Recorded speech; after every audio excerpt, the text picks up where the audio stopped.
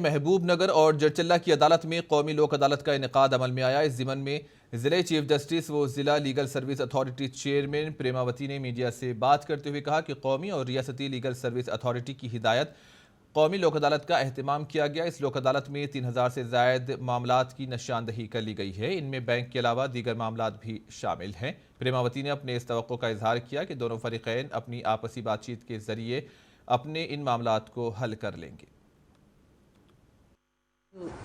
State legal service ఆదేశాల మేరకు ఈరోజు మహబూబ్ నగర్ హెడ్ క్వార్టర్స్లో మరియు జడ్చర్ల కోర్టు ప్రాంగణంలో జాతీయ లోక్ అదాలత్ నిర్వహించబడుతుంది.